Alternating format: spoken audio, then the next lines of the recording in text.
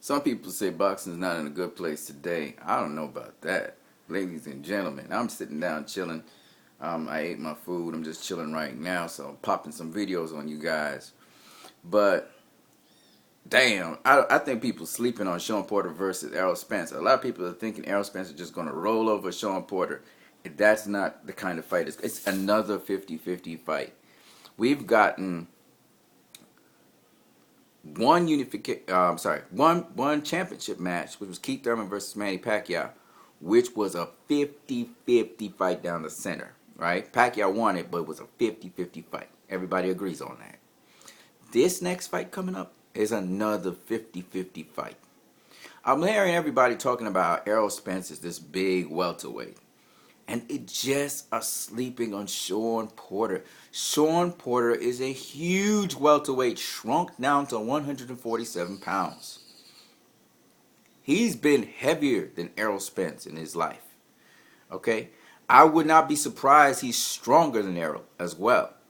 And and Sean Porter's style is a style that's very difficult to prepare for, especially because Sean Porter prepares for you to be awkward towards you, to make you do things that you don't want to do. Now, Sean Porter overlooked Kell Brook and still brought the rain on Kell Brook, but he overlooked Kell Brook. This is the fact. I don't think Sean Porter is going to be overlooking Errol Spence in any way, shape, or form, and I do believe this is going to be Errol Spence's toughest fight of his career. So, a lot of people sleeping on. I just was watching a video with somebody who was sparring with Sean Porter, and I'm going to say this. Sean Porter actually is the older of the two. Sean Porter was Errol Spence's sort of mentor for a certain period of time. He's been a mentor to a lot of boxers, actually. Sean Porter's faced everybody in the division so far, right? He only has to face Pacquiao and Terrence Crawford. He's faced Danny Garcia. He hasn't faced Mikey Garcia either, if Mikey Garcia's standard welterweight. So you have 3 more names. This motherfucker been facing everybody. So what I'm saying is that, he faced Danny Garcia. Sorry, my bad. So he only has to face, after Errol Spence, he'll have to face Pacquiao, Mikey, and Terrence. And this motherfucker will face anybody and everybody, okay?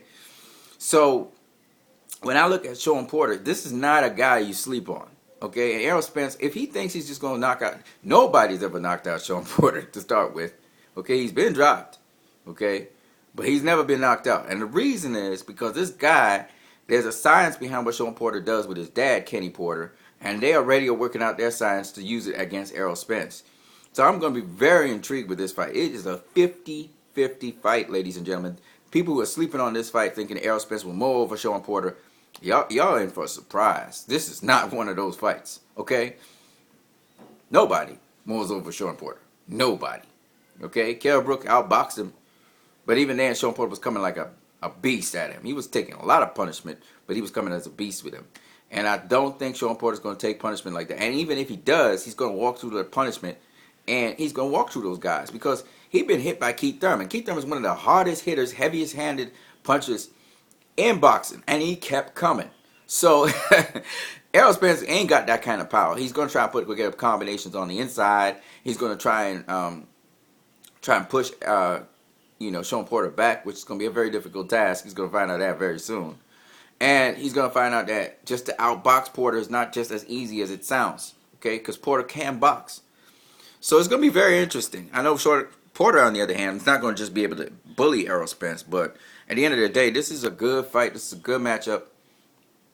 I'm very intrigued on it. Errol Spence better be on his A game because Porter comes to bring it. He's not as accurate as Errol will be on the inside or on the outside, or at mid-range. But he's got that shock factor, that explosiveness, that athleticism that you just can't take for granted.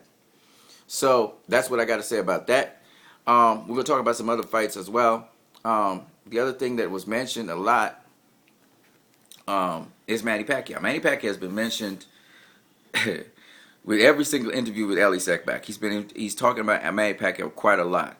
And they're talking about who's, in terms of all time, who's greater, who's better, right? I already told you guys what I think of Manny Pacquiao. I think he's greater than Floyd, but I don't think he's better than Floyd, all right? And that's how I'm able to balance the scales. Of course, we've seen that Floyd Mayweather Sr. is talking about Maypac 2 as well. A lot of people talking about Maypac 2. There's a lot of buzz around it. And I got a lot of other things to say, especially to the Filipino fans. But I'm going to say it, a certain Filipino fans, not all Filipino fans. A lot of Filipino fans are actually quite sensible on boxing. And the ignorant Filipino fans who throw jabs at Floyd to try and defend Pacquiao, they've been the ones that actually been coming up to the surface and giving the Filipino fans a bad name. But actually, a lot of Filipino fans, they know their boxing. And so, shout out to you Filipino fans out there that blew up my video.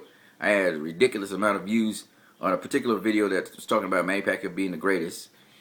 And shout out to you guys. But I'm gonna have to go in on some of y'all very soon, because some of these fans, man. I mean, I understand you're back in your national dude and everything, but some of you guys are just totally delusional. Skip Bayless, I think, is delusional. I think some of the guys, even in the group, forgot what the guy's name is, the group where I was with Tommy Temper, and this dude was talking about Pacquiao won the fight. That's delusional. Even Conor Rubuck, who changed his decision afterwards, thought that Pacquiao won the fight. That's delusional. And I'm going to show y'all why I say that. And it's really sad, because when the majority of the boxing community, especially the people in boxing, are able to see that Manny Pacquiao clearly lost the fight. I mean, he clearly lost the fight.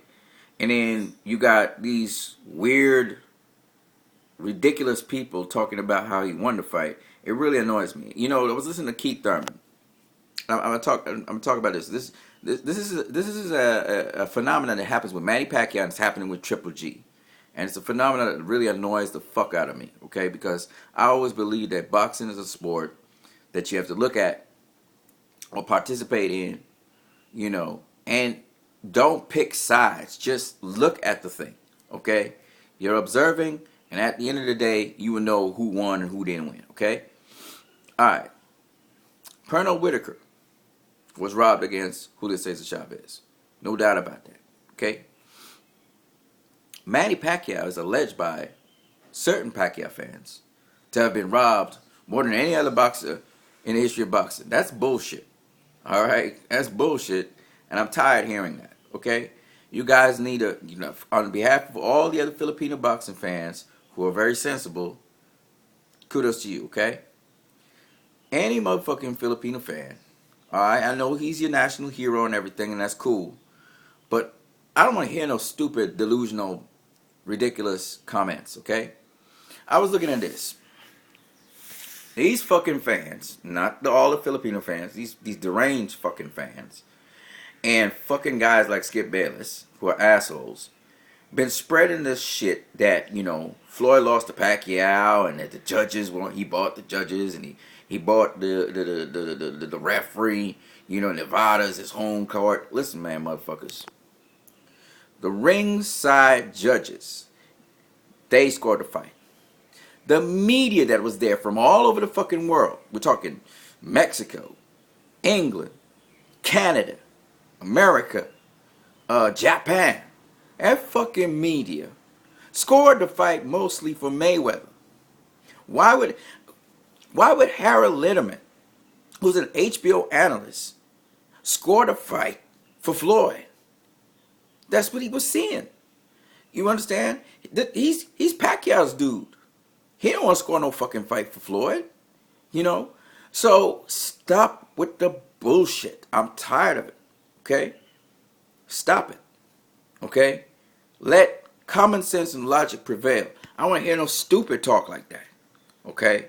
And Floyd's American and blah. Shut the fuck up with that shit. Don't come on my site with that. I'm going to block your ass. Okay?